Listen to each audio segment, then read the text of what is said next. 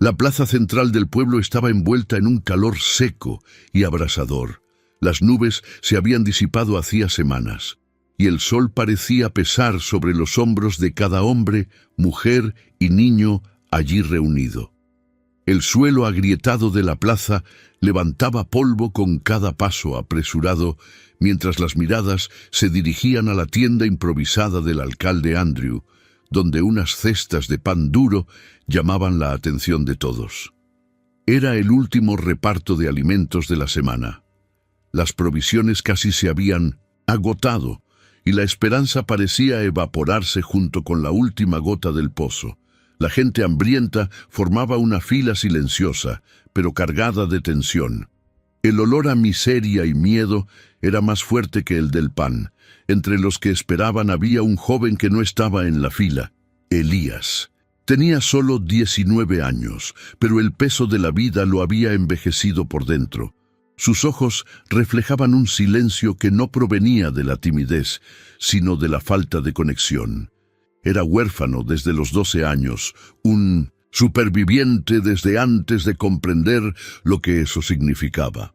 No pertenecía a nadie, no tenía hogar, ni familia, ni siquiera una choza donde descansar a salvo. Elías simplemente observaba, siempre al margen, con los pies firmemente plantados en la tierra, y el alma oscilando entre la exclusión y una fe silenciosa. Cuando el murmullo pareció ahogar incluso el viento, sucedió algo inesperado.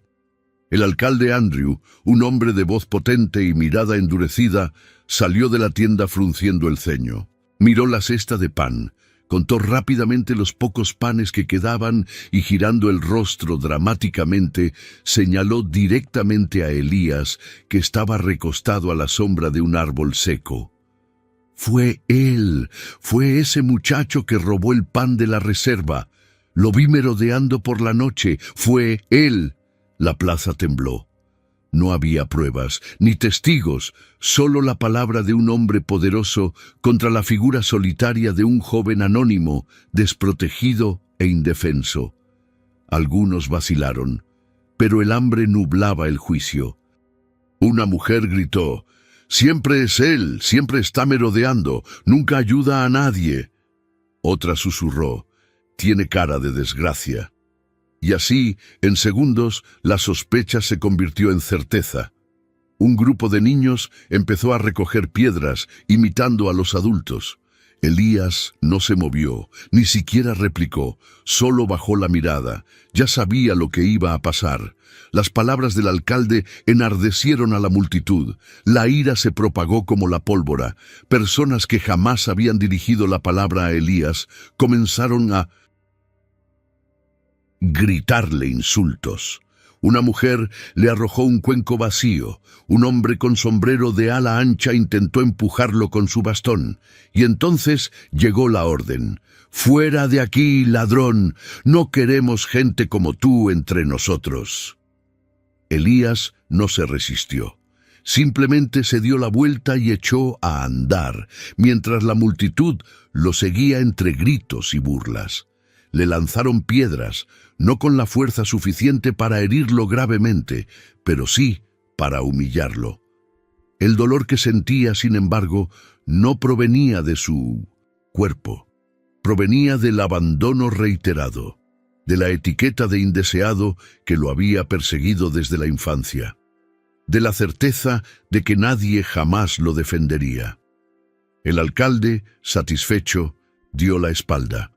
Y la gente volvió a sus sitios como si nada hubiera pasado, como si la exclusión de una persona inocente fuera el precio justo para su propia supervivencia. Nadie lo cuestionó. Nadie se atrevió a preguntar: ¿y si se equivocaron? El silencio de la plaza tras la expulsión fue tan ensordecedor como los gritos de minutos antes. Elías cruzó el arco de salida del pueblo sin mirar atrás. El polvo que levantaban sus pasos parecía anunciar su partida definitiva. Pero algo en su interior permanecía intacto. Quizá porque ya se había acostumbrado a perderlo todo, o quizá porque, aún sin saber explicarlo, creía que existía algo más allá de lo visible.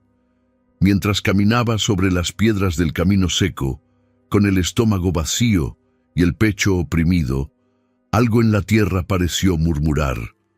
Un silencio vivo, una llamada sin palabras. Lo que la multitud no vio mientras celebraba su justicia fue que, afuera, la tierra comenzaba a resquebrajarse de diversas maneras, y Elías ya lo oía. No era la voz de un hombre, no era consuelo humano, era el susurro que solo escuchan quienes lo han perdido todo, pero aún así eligen seguir adelante. Era la respuesta que solo llega a quienes nunca dejaron de preguntar, ni siquiera en silencio. Era la fe que no se puede explicar, simplemente surge. El estrecho sendero que siguió Elías tras su expulsión parecía no llevar a ninguna parte. El sol ya se había ocultado tras las colinas cuando llegó a una grieta olvidada en medio de las montañas, un valle escondido donde el viento era más cortante y las piedras, cubiertas de musgo seco, conservaban el frío de noches antiguas. Cada paso le dolía, pues iba descalzo. Las plantas de sus pies ya estaban magulladas de caminar sobre grava y espinas, pero no se quejó. Su cuerpo temblaba, sí, pero su mente permanecía firme, como si algo invisible lo impulsara a continuar. La tierra allí era dura, silenciosa, y ningún ser viviente parecía haber habitado ese lugar en mucho tiempo. Solo el sonido del viento entre las rocas y el crujido ocasional de una rama seca quebrarse bajo su propio peso. Elías sabía que no podía caminar más. Estaba débil, hambriento, y la noche cayó como un manto implacable. Así que comenzó a recoger ramas, ramitas rotas y piedras sueltas. Escogió una grieta entre dos grandes rocas y allí construyó un refugio rudimentario, como un animal salvaje que prepara su nido. Apiló trozos de madera caída para cubrirse, forró el suelo con hojas secas y musgo y se acomodó como pudo. El frío calaba hasta los huesos a través de su fina ropa, y le temblaban tanto las manos que apenas podía sujetar las ramas. Pero incluso allí, incluso después de haberlo perdido todo, sus labios murmuraban en la oscuridad: Dios, si hay un plan, muéstramelo. Si no soy un error, dame una señal. No, era una súplica desesperada. Era un susurro de fe de alguien que ya no tiene fuerzas, pero que no deja que su espíritu se quiebre. Llegó el amanecer, denso, oscuro, silencioso. Un silencio espeso, casi sagrado. Un silencio que parece escuchar los sentimientos del alma. Elías se durmió envuelto en ese manto de vacío y frío, pero su descanso no fue ordinario. Soñó, y no fue un sueño cualquiera. Ante él, en medio de una vívida oscuridad, apareció la imagen de un cedro alto, antiguo y solitario, en 1900, la cima de una montaña. Las hojas del cedro temblaban sin viento, y una grieta se abrió en su tronco. De ella brotó agua cristalina, como si el corazón de la montaña hubiera despertado. El agua fluía entre las piedras, serpenteando por el valle seco, creando vida a su paso, y entonces una voz, no un sonido fuerte, ni gritos celestiales, solo un susurro, pero un susurro que traspasó el pecho, una voz sin rostro, sin cuerpo, pero con presencia. Dijo únicamente: regresa por el sendero del agua. El sueño fue breve, pero tan intenso como una visión. Elías despertó con el corazón acelerado, como si hubiera vivido algo real. Respiraba con dificultad, con el cuerpo cubierto de rocío helado. Sentado entre las piedras, frotándose los ojos para volver al presente, notó algo extraño. El suelo a su alrededor estaba ligeramente húmedo. Gotas aparecían entre las grietas de las piedras, como si la tierra hubiera llorado durante la noche. Pasó los dedos por la tierra y sintió la ligereza de la Humedad, como un suspiro oculto de la creación. No tenía sentido. La noche había sido seca y no había ni rastro de lluvia. Sin embargo, allí, alrededor de su refugio, había marcas de gotas, pequeñas y tímidas, como si alguien hubiera regado la tierra mientras dormía. Elías se levantó lentamente, aún mareado, como si la frontera entre el sueño y la realidad no estuviera bien definida. Observó con atención el contorno del valle y notó que, en algunas partes, la tierra era más oscura, más viva. Siguió caminando con los pies descalzos sobre el suelo húmedo, como quien pisa una promesa. Con cada paso, una certeza crecía en su interior. Una certeza que no provenía de la lógica, sino de la fe. No sabía qué encontraría. No sabía si el sueño era simplemente producto del hambre y el agotamiento, pero sabía que no podía ignorarlo. Era como si la tierra misma hubiera respondido a su plegaria. Era como si lo imposible ya hubiera comenzado, y Dios, en silencio, ya estuviera abriendo caminos donde antes solo había piedra y abandono. Al primer rayo de luz, Elías ya estaba de pie. Le dolían los músculos, su cuerpo aún debilitado por el frío de la noche anterior, pero algo más fuerte que el cansancio lo impulsaba. La imagen del cedro que brotaba agua seguía vívida en su mente, como si hubiera sido plantada allí a propósito. Observó el paisaje con otros ojos. El valle, que a primera vista parecía desolado, ahora revelaba sutilezas que escaparían a cualquier mirada distraída.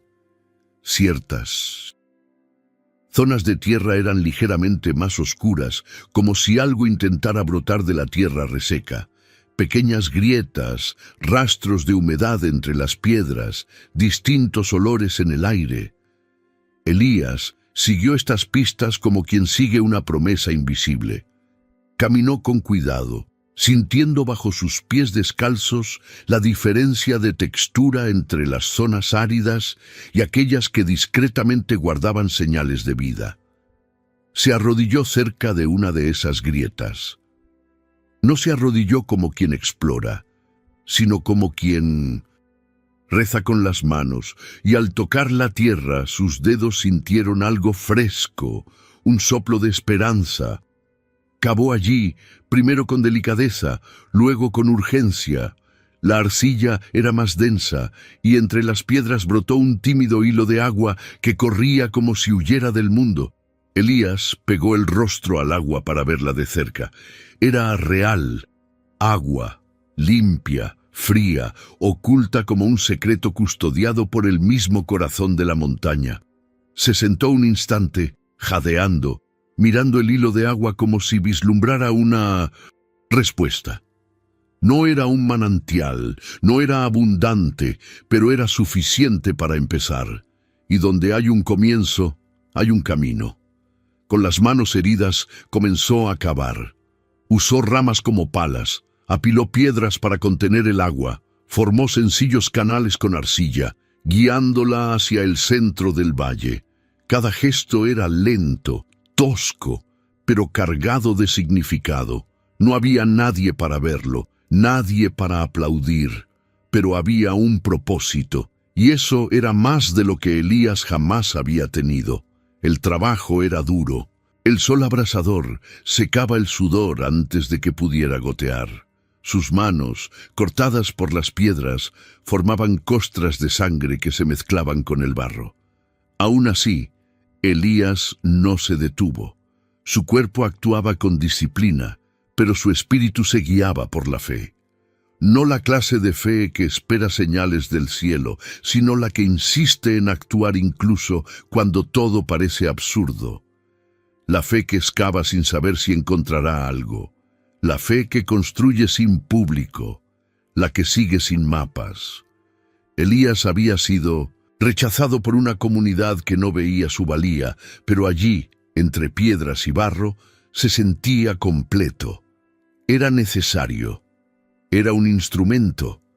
Mientras tanto, al otro lado de las colinas, en el pueblo que lo había rechazado, El paisaje se volvía cada vez más árido. Las hojas de los árboles se secaban antes de madurar. La tierra, antaño fértil, ahora estaba cubierta de grietas. Las huertas se marchitaban sin resistencia. Los gallineros estaban vacíos, y el pozo central, orgullo del pueblo durante tantas generaciones, ahora solo producía un sonido hueco al arrojar el cubo. La cuerda se balanceaba en el vacío. El agua había desaparecido. Los animales, enfermos o muertos, se dispersaron. Los niños caminaban con los labios agrietados, y las madres compartían entre sí el último caldo aguado hecho con raíces secas. Los ancianos, en silencio, contemplaban el horizonte sin esperanza, como si solo esperaran la última noche. Los ojos del pueblo estaban fijos en la nada. El alcalde Andrew ya no tenía respuestas. El herrero Miguel, otrora orgulloso, se sentía inútil ante el fuego que no encendía por falta de leña seca. La anciana Judith, sentada en su silla de paja, observaba la tierra y susurraba que el pueblo había perdido más que agua. Habían perdido su sentido de la justicia y ahora cosechaban las consecuencias de su propia inacción. Pero mientras la esperanza moría allí, sofocada por la arrogancia, algo extraordinario comenzaba a florecer lejos de miradas orgullosas. Entre el lodo y las piedras del frío valle, guiado únicamente por una fe que no exigía certezas, Elías forjó un nuevo camino, no por ti, no por venganza, sino porque sentía que era algo superior a él mismo, porque sabía que quien escucha la voz de la tierra ya no puede fingir que no la ha oído. Y aunque nadie lo supiera, aunque todos lo vieran aún como un marginado, ya había sido elegido por algo que escapa a la comprensión humana. El polvo lo cubría todo. La tierra, antaño cubierta por un manto verde de vegetación y esperanza, ahora mostraba profundas grietas, abiertas como heridas expuestas al sol implacable. Los árboles que antes ofrecían sombra y frutos estaban secos, con ramas retorcidas que parecían implorar clemencia al cielo silencioso. Todo el pueblo estaba sumido en un velo de desesperación. La sequía no solo afectaba a la tierra, sino también a las almas. Los días se sucedían uno tras otro, idénticos, y la rutina de la miseria se convirtió en la norma. La naturaleza se había retirado, y con ella la alegría del pueblo. Los huertos, antaño rebosantes de vida, se habían marchitado uno a uno. Hojas amarillas colgaban lánguidamente sobre la tierra agrietada. Ya no había cosecha, ya no había semillas. Algunas madres intentaban aprovechar las raíces delgadas o las hojas casi secas, preparando sopas ligeras para calmar el hambre de sus hijos. Un cubo de agua se repartía entre 7 niños. No para beber, sino para lavarse la cara, bajar la fiebre, humedecer la boca de los pequeños. Cuando el calor se volvía insoportable, el agua se convirtió en un milagro, y cada gota se atesoraba como oro. Las mujeres rezaban en voz baja, los hombres evitaban mirarse a los ojos. Había vergüenza, había culpa, pero nadie sabía con certeza por qué. Miguel, un herrero respetado en el pueblo, veía cómo sus días se desvanecían en la futilidad. Su horno, que durante años había forjado herraduras, herramientas, cerrojos y cerraduras, yacía frío, silencioso, lleno de cenizas. Sentado ante el yunque, Miguel apretaba con fuerza el martillo que ya no servía. Sin fuego no hay clavos, sin clavos no hay puerta, repetía, como un lamento personal. El horno apagado era un reflejo del espíritu colectivo. Sin fuego, el pueblo era vulnerable. Sin protección, estaban expuestos, y nadie sabía cómo reavivar la llama que se había extinguido en su interior. El alcalde Andrew, un hombre que antaño hablaba con voz potente y gesticulaba con seguridad, comenzaba a marchitarse junto con la tierra. Sus palabras ya no conmovían a la gente. Sus promesas, que antes encantaban, ahora eran como el fondo de un pozo, vacío, seco, demasiado profundo para alcanzarlo. En cada reunión, menos gente le prestaba atención. Una sospecha silenciosa, no expresada, pero palpable, empezó a aflorar, la sospecha de que algo se había hecho mal, y nadie, absolutamente nadie, se atrevía a mencionar el nombre del joven expulsado. Era como si Elías hubiera sido borrado de la memoria colectiva por conveniencia. Pero en algún lugar, en lo más profundo del corazón de todos, la imagen del muchacho saliendo del pueblo aún pesaba mucho. Y quizá era ese peso el que ahora los arrastraba a todos hacia abajo junto con la sequía. La anciana Judith, sentada junto a la ventana de su choza, permanecía en silencio casi todo el tiempo. No se quejaba, no señalaba con el dedo, no pedía nada, simplemente observaba. Sus viejos ojos habían visto mucho, pequeñas guerras, nacimientos, muertes y los ciclos de la vida que iban y venían como las estaciones. Pero ahora algo era diferente. La aldea no se moría por falta de agua, se moría por dentro, por haber dejado que el miedo hablara más fuerte que la justicia, por haber aceptado una acusación sin cuestionarla, por haber desterrado a los inocentes mientras abrazaban una autoridad ciega.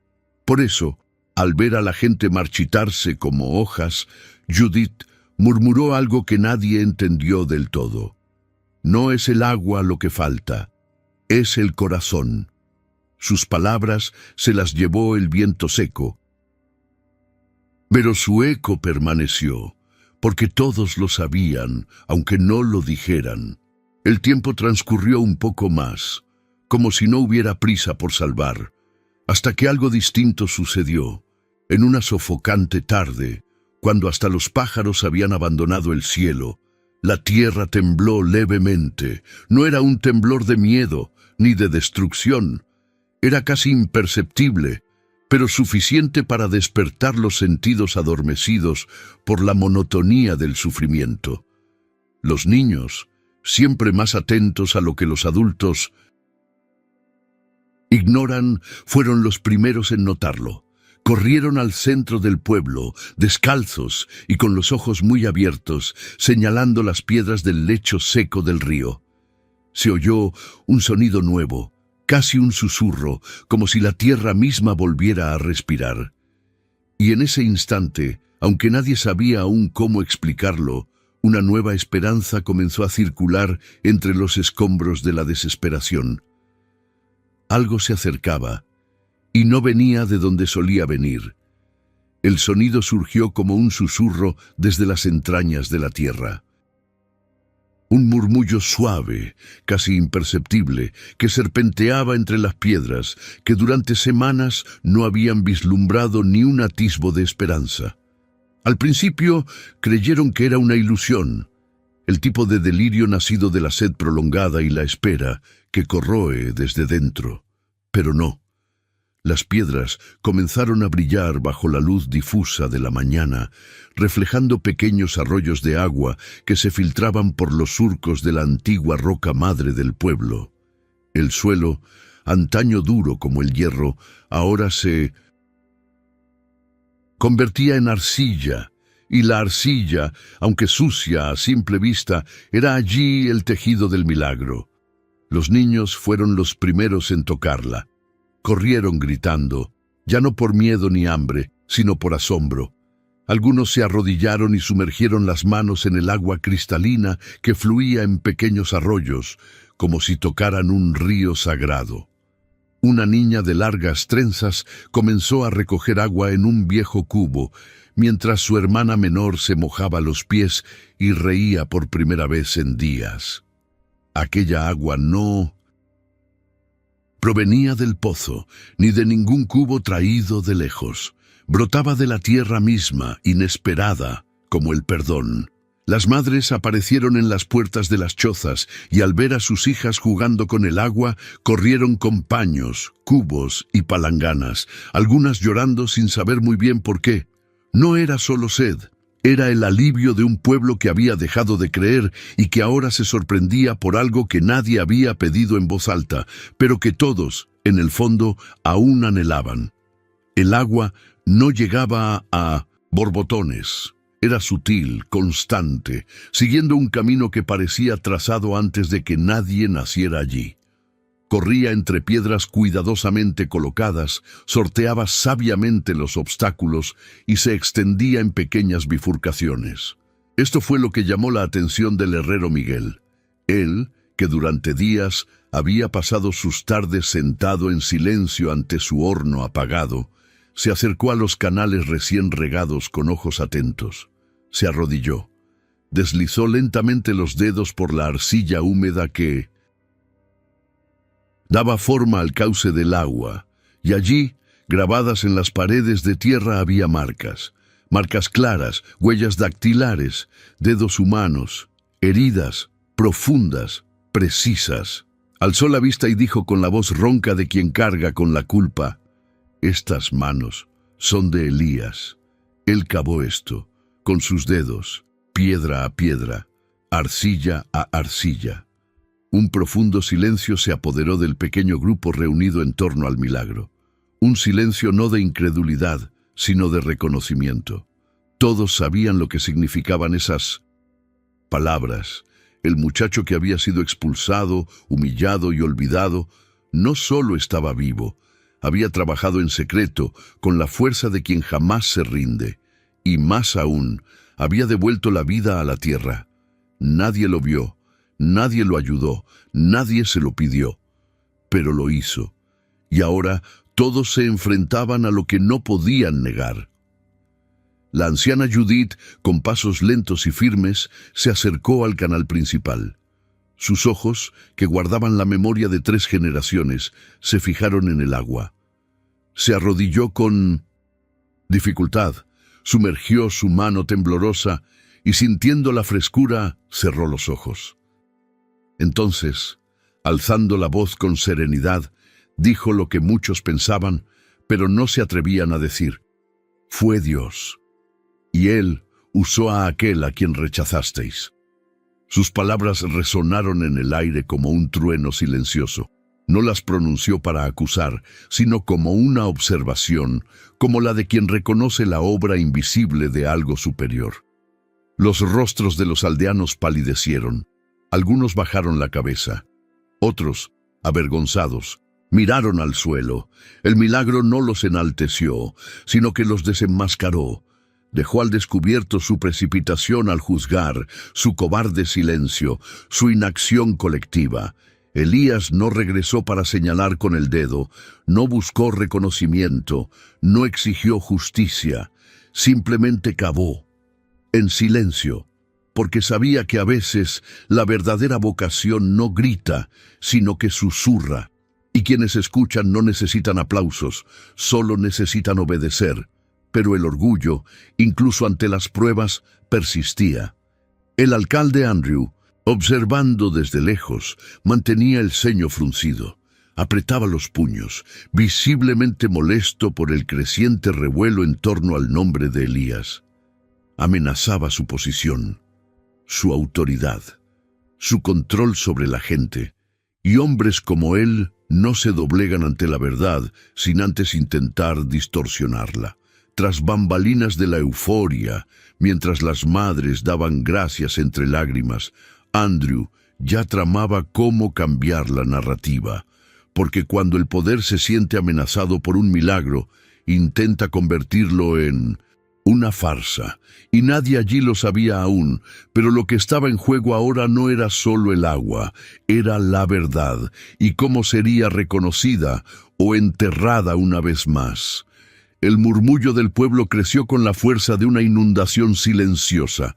La gente se agolpaba alrededor de los canales improvisados, por donde ahora el agua fluía suavemente, nutriendo la tierra que una vez había implorado vida. Los niños seguían jugando en los charcos de lodo. Las madres lavaban los rostros de sus hijos como si bautizaran una nueva esperanza.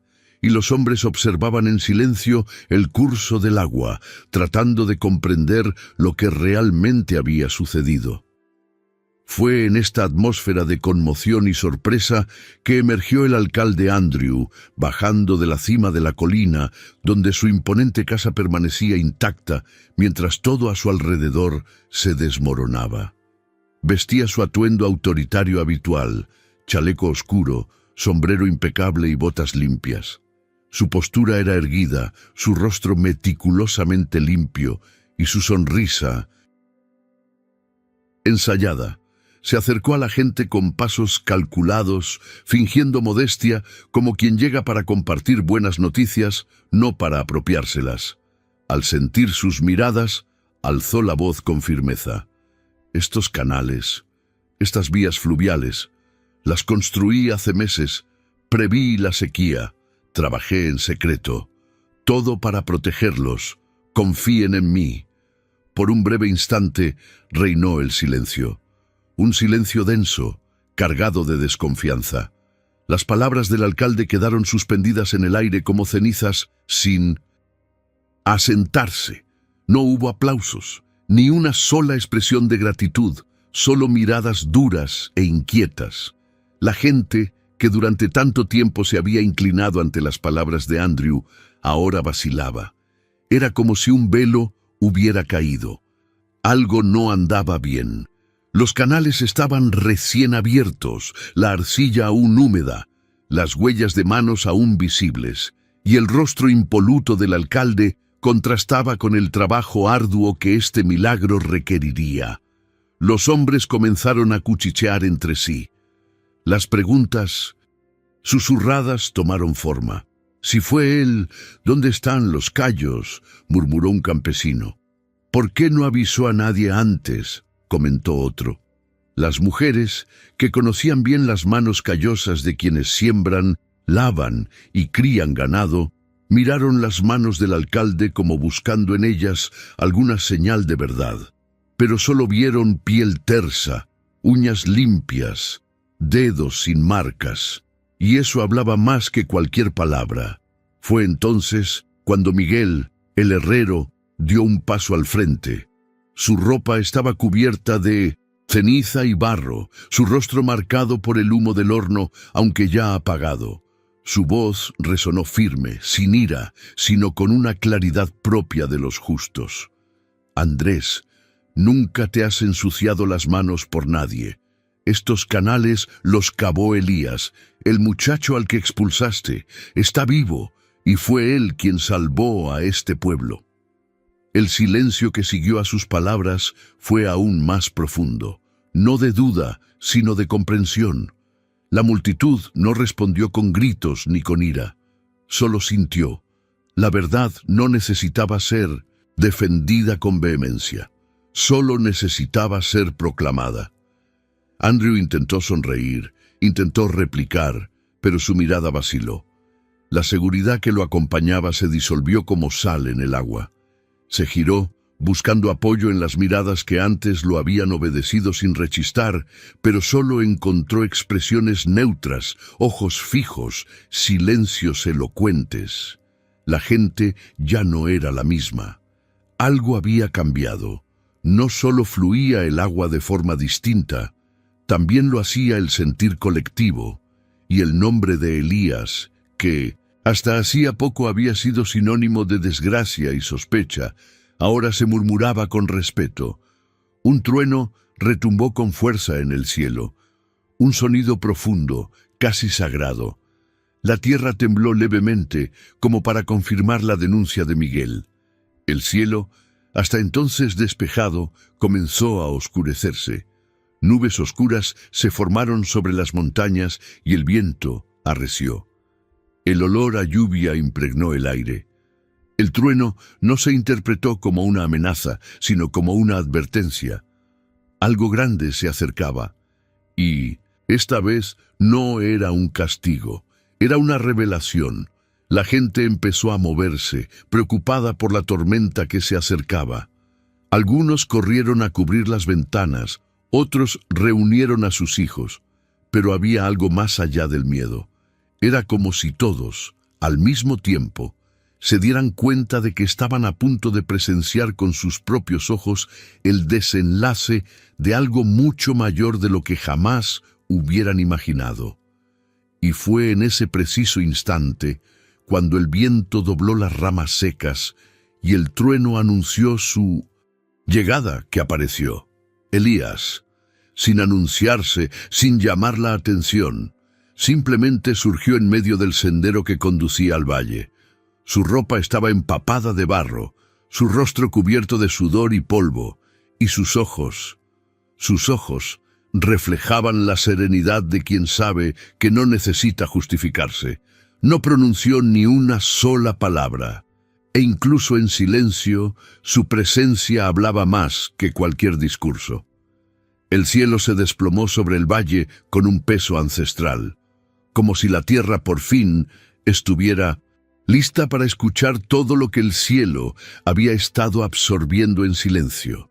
Las nubes, cargadas de una furia silenciosa, descendieron de las montañas como oscuras olas de un mar invisible. El viento sopló con una urgencia que derribó cercas, destrozó techos de paja y obligó a los animales a refugiarse bajo los restos de las frágiles estructuras. El sonido de la tormenta no era solo lluvia, era un rugido, un llamado, un temblor que aceleró los corazones del pueblo, no por miedo, sino por algo más profundo, como si toda la creación estuviera a punto de corregir un error. El agua bajaba con fuerza por las laderas, arrasando los senderos, arrastrando ramas, piedras y todo lo que no estuviera firmemente arraigado.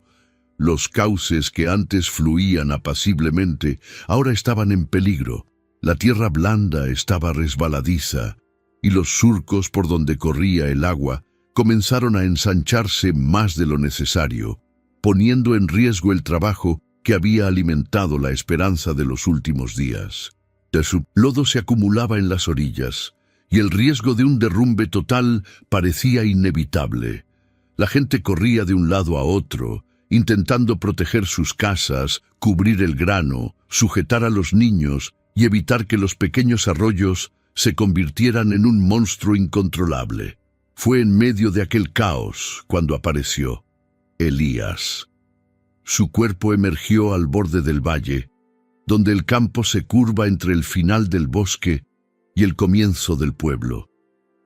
La ropa que se le pegaba al cuerpo mostraba el peso de la lluvia.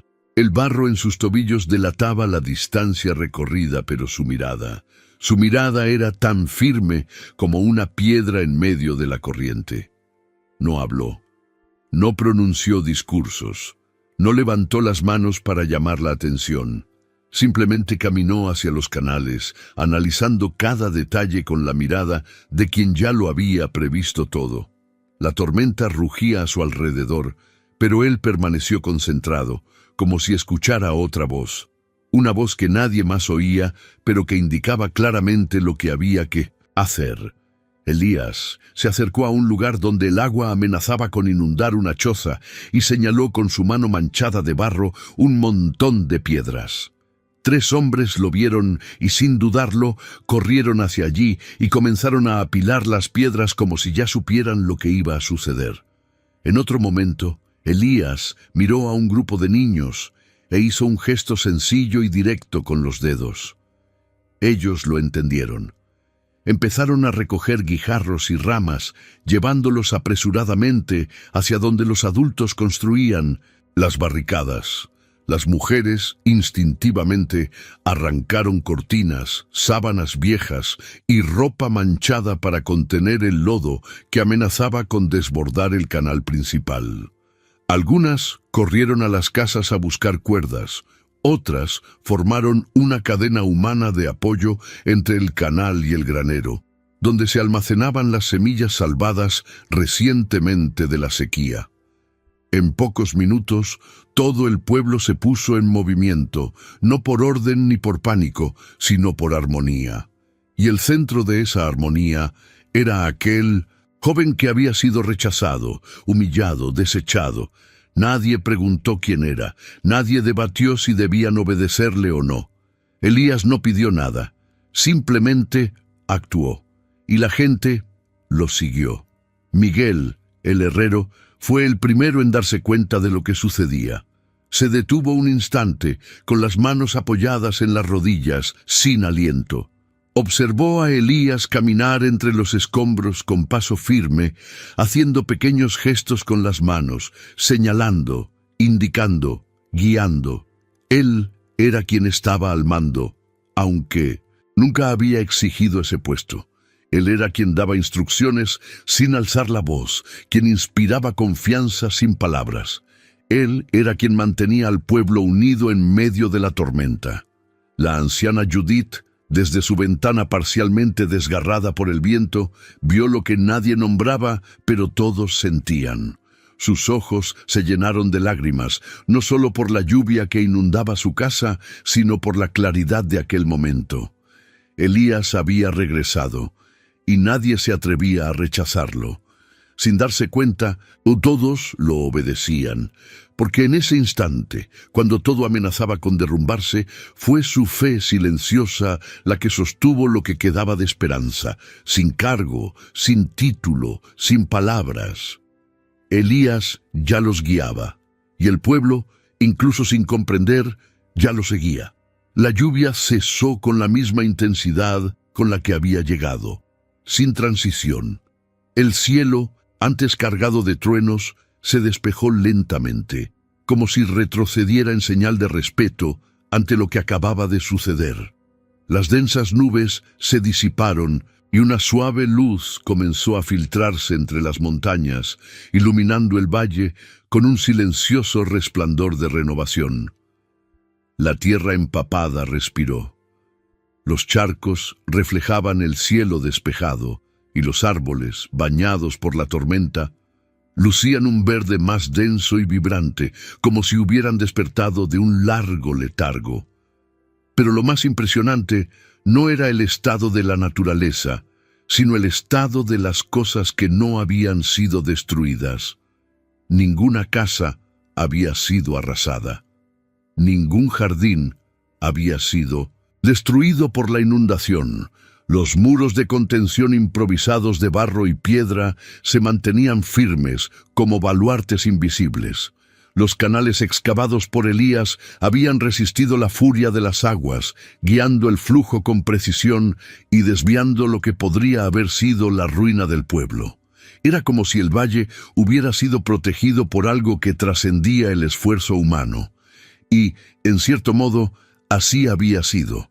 El milagro radicaba no solo en lo que se salvó, sino en quién lo hizo posible y por qué. La gente comenzó a salir de sus casas con cautela, rostros empapados de sudor, barro y alivio. Los niños corrían por las calles mojadas, riendo, resbalando en los charcos, como si la tormenta hubiera arrastrado el miedo junto con la sequía. Las madres sostenían a sus hijas en brazos y miraban a su alrededor en silencio, como si estuvieran aprendiendo a confiar de nuevo en el mundo. Los hombres, que habían cavado trincheras y apilado piedras bajo la guía de Elías, contemplaban ahora el resultado con asombro. Todo estaba allí, íntegro, protegido. El pueblo lo había resistido. En el centro del valle, Elías permanecía inmóvil. Sus manos estaban cubiertas de barro y se veían las heridas abiertas, aún sangrantes, aún expuestas. Sus dedos, hinchados y rígidos, temblaban de agotamiento, pero no retrocedió. Sus ojos, fijos en los canales, no buscaban ni aplausos ni reconocimiento. Observaba como quien revisa el último detalle de una obra que sabe que no es suya, sino de la que él es simplemente un instrumento. Era una presencia discreta pero firme, un pilar en medio de la plaza que sostenía algo más grande que cualquier edificio. Fue entonces cuando Miguel se acercó. El herrero, con el pecho agitado y las botas hundidas en el barro, se detuvo junto a Elías y lo miró fijamente un instante. No dijo mucho, simplemente le puso una mano pesada en el hombro y con voz entrecortada dijo: «Sin ti lo habríamos perdido todo». No era una declaración pública, era una verdad íntima. No había adornos ni ceremonias. Era la gratitud de un hombre que reconoce el valor de otro. La mano de Miguel tembló, y el peso de aquel gesto decía más de lo que cualquier multitud podría expresar. Poco a poco, otros residentes se acercaron, no en procesión ni en fila. Llegaban como si regresaran a casa tras un largo exilio. Sus rostros reflejaban admiración, vergüenza y respeto. Algunos bajaban la mirada al pasar junto a Elías, como si no pudieran soportar verlo después de todo. Otros, de la mano de sus hijos, simplemente observaban en silencio, como quien contempla una llama sagrada y teme extinguirla con palabras. Entre ellos apareció Judith. La anciana caminaba despacio, apoyándose en un sencillo bastón, mojado por la lluvia. Sus ojos profundos y vivaces parecían albergar siglos de memoria. Cada paso era firme, como si pisara tierra nueva, nacida de su propia fe. Al llegar al centro de la plaza, ante todos, se detuvo. Miró a Elías con ternura y reverencia, y luego se volvió hacia la gente reunida a su alrededor. Su voz, aunque débil, se oyó incluso entre los árboles. «He aquí el hijo que Dios nos ha devuelto». Nadie aplaudió, nadie gritó, porque no era momento para el ruido, era momento de reconocimiento. Había algo sagrado en ese instante. El reconocimiento no fue una ceremonia pública, sino una entrega interior. Y, en ese momento, incluso sin decirlo en voz alta, cada persona en ese valle sabía lo que su corazón había estado diciendo durante mucho tiempo, pero que el orgullo había sofocado.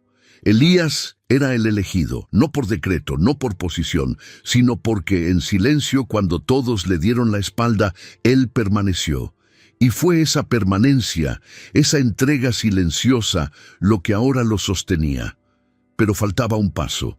No bastaba con ver, era necesario reconocer, y este movimiento, aunque sutil, lo cambiaría todo. El viento aún soplaba suavemente entre los tejados mojados, trayendo consigo el fresco aroma de la tierra limpia. El valle, silencioso tras la tormenta, parecía suspendido en el tiempo. Cada habitante del pueblo permanecía inmóvil, como si su cuerpo estuviera allí, pero su espíritu aún absorbía la profundidad de lo sucedido.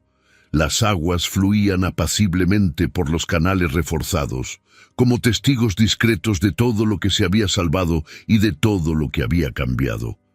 No solo la tierra se había transformado, era el corazón colectivo de un pueblo que, durante mucho tiempo, había vivido en silencio moral, aceptando las injusticias como algo cotidiano, sin el valor de afrontar lo que tenía ante sus ojos. Entonces, entre la multitud, un hombre se puso de pie, con movimientos lentos y solemnes, apoyándose en un bastón desgastado por el tiempo.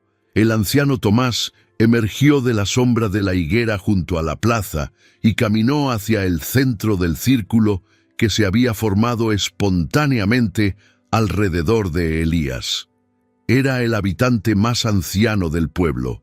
Su voz ya no era tan firme y sus pies se arrastraban un poco al tocar el suelo, pero su rostro conservaba la dignidad de quienes habían visto muchos inviernos y sabían escuchar más que hablar.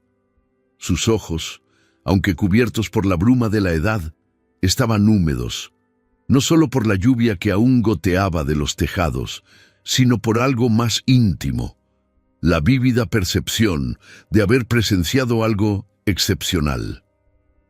Se detuvo ante Elías, quien permanecía con los pies firmemente plantados en el barro, como si no supiera a dónde pertenecía.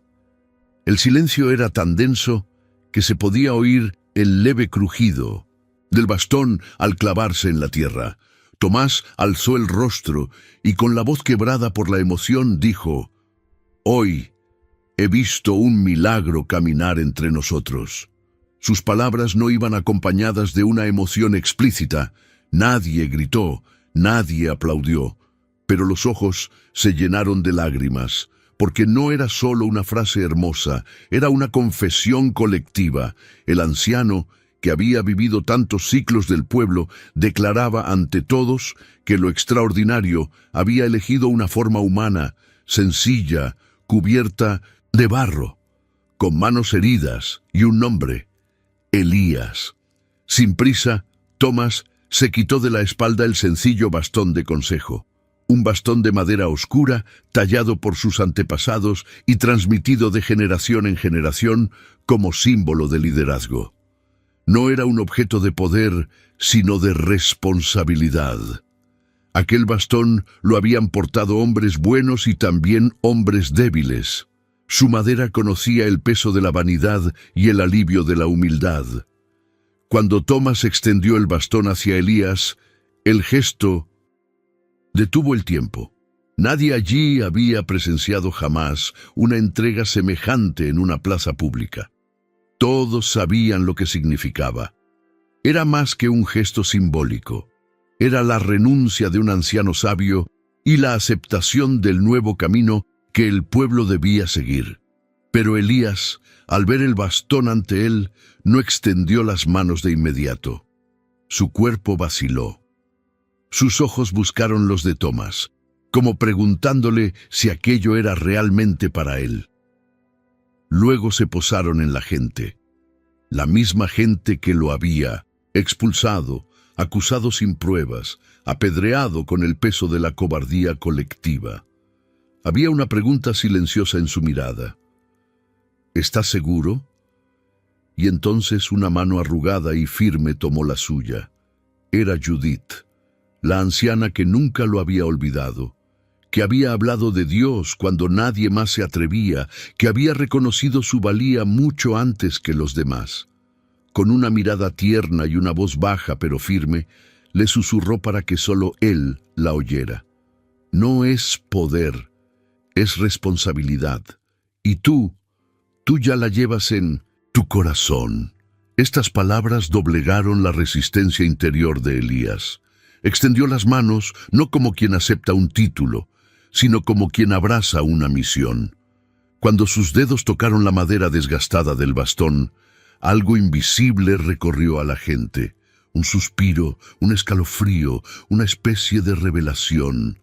Y sin que nadie lo planeara, sin anuncio alguno, sin orden alguna, la gente comenzó a aplaudir. No era un aplauso de celebración, sino un aplauso reverencial. Las palabras serían superfluas. Los gritos estropearían el momento. Simplemente aplaudieron lentamente, como si cada aplauso dijera: vimos, entendemos, estamos aquí. Y en ese instante, el pueblo, dividido durante tanto tiempo por el orgullo, el miedo y el silencio, se reunió no por una autoridad impuesta, sino por una verdad encarnada. Una verdad que no se proclamó, sino que se reconoció. Una verdad viva, de carne, barro y espíritu. Y por esa misma razón, imposible de negar. La tierra parecía haber encontrado un nuevo ritmo, un nuevo aliento, como si el valle por fin hubiera recordado su vocación de nutrir. Con Elías al mando, los canales dejaron de ser simples cauces y se convirtieron en las venas vivas del pueblo. Poco a poco, con las manos aún callosas y una paciencia que no buscaba reconocimiento, comenzó a ensanchar los surcos, ampliando los pasos por donde fluía el agua.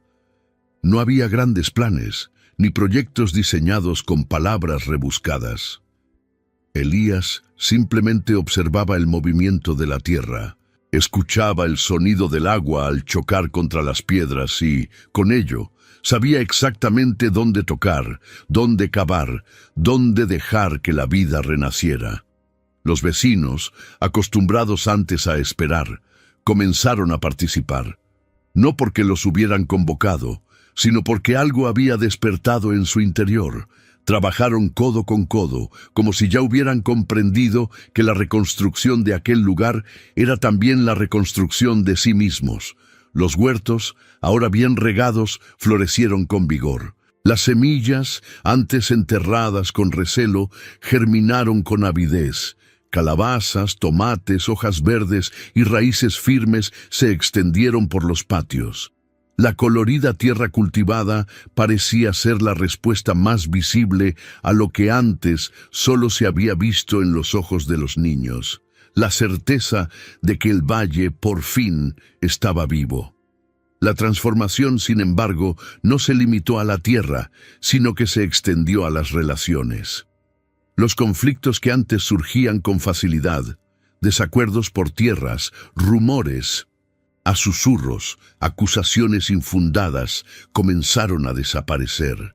No por miedo ni represión, sino porque la gente ya no sentía la necesidad de superarse unos a otros. El modelo que Elías impuso, sin mediar palabra, fue el de la escucha. Nunca alzó la voz, nunca dio órdenes, pero todos lo comprendieron. Cuando había que tomar una decisión, los vecinos empezaron a reunirse en círculos alrededor de la vieja higuera de la plaza, desde donde Tomás observaba con silenciosa satisfacción. Ya no había discursos acalorados. Las palabras circulaban lentamente como el agua. Las decisiones se tomaban por consenso, como el curso natural de las cosas. En este nuevo escenario, el alcalde Andrew se convirtió en una figura discordante. Su otrora imponente presencia ahora causaba vergüenza. Sus discursos ya no encontraban oídos atentos, sus justificaciones sonaban vacías. Los primeros días intentó recuperar el control con pequeños gestos de autoridad, pero era como gritar en medio del canto de los pájaros. Resultaba estridente, molesto, fuera de lugar. Luego poco a poco se aisló. Pasaba más tiempo encerrado en su casa, evitaba los encuentros y desviaba la mirada al cruzarse con Elías. Y un día, antes del amanecer, se marchó. Tomó su pequeño carro, apiló algunas maletas y se fue sin despedirse. Nadie lo detuvo. Nadie preguntó a dónde iba. No hubo revuelta ni lamento. Solo el silencio maduro de un pueblo que había aprendido a desprenderse de lo que ya no le servía. Elías, por su parte, no reaccionó a la partida. No ocupó el puesto vacante. No se sentó en una silla de mando. Continuó como siempre, cavando, limpiando, reforzando las orillas de los canales, enseñando a los más jóvenes a respetar el tiempo de la tierra y el peso de sus decisiones. Vestía la misma ropa sencilla, dormía bajo el mismo techo humilde, comía las mismas frutas que ayudaba a cultivar. A veces desaparecía durante unas horas y cuando regresaba traía más piedras, más ramas, más ideas. Era como si siguiera siendo aquel joven que un día caminó solo hasta el fondo del valle frío. Nada en él buscaba el honor. Todo en él hablaba de misión. Los aldeanos comenzaron a imitarlo, no por obligación, sino por afecto. Los jóvenes lo acompañaban en sus paseos por el canal. Las mujeres, antes acostumbradas a ocuparse solo de sus hogares, ahora conversaban sobre estrategias de cosecha, métodos de conservación y formas de compartir. Los niños corrían libres pero con curiosidad, observando cada gesto de Elías con ojos atentos, como si reconocieran en él el símbolo de algo más que un líder, un guía. No un guía con voz imponente, sino con una presencia silenciosa, firme y constante. Y aún sin decirlo, había algo en la mirada de Elías que dejaba claro a todos que nada de esto había girado en torno a él. Nunca se había tratado de ser aclamado ni de liderar una aldea. No buscaba nada a cambio, ni siquiera el perdón. Lo que hacía provenía de otra parte. Era como si cada día simplemente respondiera a un llamado que nadie más oía, pero que gracias a su obediencia ahora sostenía a todos. Y el valle, que antes estaba seco y dividido, ahora era fértil y completo, moldeado no por órdenes, sino por el ejemplo. Y este ejemplo, incluso en silencio, era imposible de ignorar. Las semanas transcurrían como días, y los días parecían dulces eternidades bajo el constante murmullo del agua. No era un río caudaloso, ni un manantial imponente, pero era persistente. La misma agua que comenzó como un tímido hilo de agua, excavado por manos heridas, ahora fluía con confianza por los cauces del valle, como si siempre hubiera pertenecido allí. No cesaba ni disminuía, ni siquiera en las noches más secas. La gente ya no contaba cubos ni discutía sobre racionar. El agua llegaba, simplemente llegaba, y cada gota que se filtraba entre las piedras llevaba consigo el recuerdo vivo de quien la había liberado. A medida que el pueblo se reorganizaba en armonía, la figura de Elías se hizo aún más presente, no por la cantidad de palabras que pronunciaba, sino por su ausencia. Su silencio era tan denso como el sonido de la lluvia, un silencio que no agobiaba, sino que sanaba. La gente empezó a buscarlo no solo para saber dónde sembrar o cuándo desviar el curso de un canal, sino simplemente para estar cerca de él. Era como si su presencia ordenara el caos interior. Algo invisible operaba allí y todos lo sentían, aunque no supieran qué era. Algunos, curiosos, le preguntaron a Elías cómo sabía dónde, Ancabar, cómo había encontrado agua donde incluso los aldeanos más ancianos decían que no había nada. Él simplemente sonrió con humildad y respondió lo que siempre había sabido que era cierto. Dios me guió, y yo solo escuché. No había vanidad en sus palabras, ni rigidez. Era como si dijera algo tan simple como sopló el viento y caminé en su dirección. Pero la frase permaneció, resonó en quienes la oyeron, porque todos sabían que escuchar lo que no se ve requiere más que oídos. Requiere entrega, y Elías se había entregado. Las explicaciones variaban. Algunos residentes lo llamaban instinto agudizado, una sensibilidad singular. Otros, menos escépticos, afirmaban abiertamente, fue un milagro. Pero, en el fondo, independientemente de la interpretación, nadie negaba que algo superior se ocultaba tras aquella historia. Algo que escapaba a la lógica.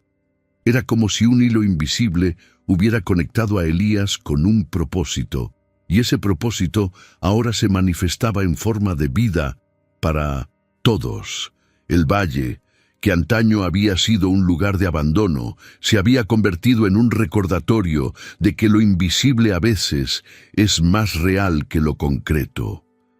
Nadie se atrevía a tocar los canales que Elías había excavado. Incluso cuando fue necesario ampliarlos, los aldeanos lo hicieron con sumo cuidado, como si respetaran un territorio sagrado. Era como si aquella arcilla guardara secretos inviolables. No se construyeron muros ni represas. No había cercas que delimitaran la propiedad del agua. Toda la aldea había comprendido, sin necesidad de que nadie se lo explicara, que no era propiedad de nadie, sino una bendición compartida. Y todo comenzó con un muchacho rechazado, solo, escuchando lo que los demás ignoraban. Y así la fe echó raíces. Pero no la clase de fe que se enseña con palabras bonitas, ni la que se reserva para los momentos de desesperación. Era una fe concreta, visible, marcada en la tierra, una fe que dejó huellas de barro, cicatrices en las manos y caminos en la piedra. Una fe que se reveló en las hojas verdes que brotaron donde antes solo había polvo. La gente empezó a cultivar no solo jardines, sino también gestos. Compartieron más, escucharon más, perdonaron con mayor facilidad. Era como si todos hubieran sido moldeados por la misma mano invisible que había guiado a Elías. Y aún así, con todo eso, había algo inexplicable. Una vaga pero intensa sensación de que aquello, el agua, la armonía, el liderazgo silencioso, no era el final de la historia. Los niños, sobre todo, parecían presentirlo, Por las noches se sentaban alrededor de la fogata y se preguntaban, ¿tú también soñaste con el gran árbol en la montaña? Otros decían que a veces oían el murmullo del agua entre las rocas, incluso sin viento. Era como si el valle hubiera despertado, sí, pero no solo para florecer, como si se estuviera preparando para algo mayor. Elías también lo percibió. En sus ojos brillaba un destello discreto, pero constante. Caminaba junto a los canales como quien lee una lengua antigua escrita en las curvas de la tierra. No tenía prisa, no hablaba del mañana, pero quienes lo observaban lo sabían. Había en él una silenciosa premonición, algo que no decía, pero que se manifestaba con claridad, y no era miedo ni duda, era conciencia, porque incluso los milagros cuando echan raíces empiezan a anunciar frutos que nadie ha visto aún. Y Elías sabía que la fuerza invisible que lo había guiado hasta allí aún no había terminado su labor. Elías permaneció, incluso después de todo, incluso después del reconocimiento público, incluso después de recibir el bastón de mando y escuchar palabras que, para muchos, valdrían más que el oro, siguió siendo el mismo. No buscó títulos, no aceptó honores, no ocupó la casa del antiguo alcalde, no quiso el centro de la plaza para sí, ni la silla donde solían sentarse los líderes del pueblo. Prefería su pequeña casa de barro y madera, construida con sus propias manos cerca del manantial que él mismo había desenterrado de Mindostipu. La dura e ingrata tierra. Allí dormía, allí comía, allí rezaba en silencio, no con palabras ensayadas, sino con gestos que solo comprenden quienes viven en profunda armonía con lo invisible. Los aldeanos simplemente lo llamaban Elías, nunca jefe, nunca comandante, nunca señor. Y él nunca los corrigió, porque para él, que lo llamaran por su propio nombre, era más que suficiente. Y ese nombre, ahora pronunciado con respeto y reverencia, había sido el mismo que gritaron con desprecio el día en que lo expulsaron delante de todos. El recuerdo de aquel momento no se había borrado. Nadie lo olvidó jamás, ni los que arrojaron piedras, ni los que guardaron silencio por miedo. Aquella tarde en la plaza, cuando un joven huérfano fue juzgado sin pruebas y expulsado violentamente, aún permanecía en la memoria colectiva, pero ahora transformada en un silencioso pesar. Y sobre todo, en una lección aprendida. Quizás lo que más impresionó a las nuevas generaciones no fue lo que Elías construyó, sino lo que no hizo. No regresó enojado, no confrontó, no exigió disculpas ni condiciones, no exigió justicia ni reparación, simplemente regresó, y regresó para servir. Sirvió con sus manos, con su presencia, con una mirada atenta a lo que nadie más veía. Sirvió con una fe que no buscaba audiencia y con una autoridad que no pedía permiso para existir. La gente lo seguía porque confiaba en él. Y confiaban en él porque veían algo excepcional, coherencia con la verdad invisible. Elías era el mismo, por dentro y por fuera. Era íntegro, y eso bastaba.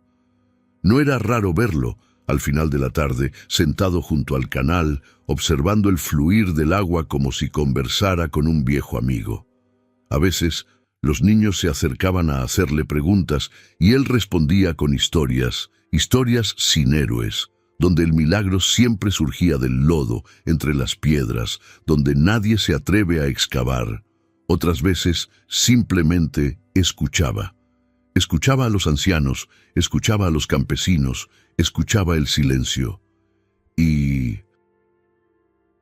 quizá por eso lo escuchaban con tanta atención, porque quien escucha lo invisible sabe cómo hablar con lo visible.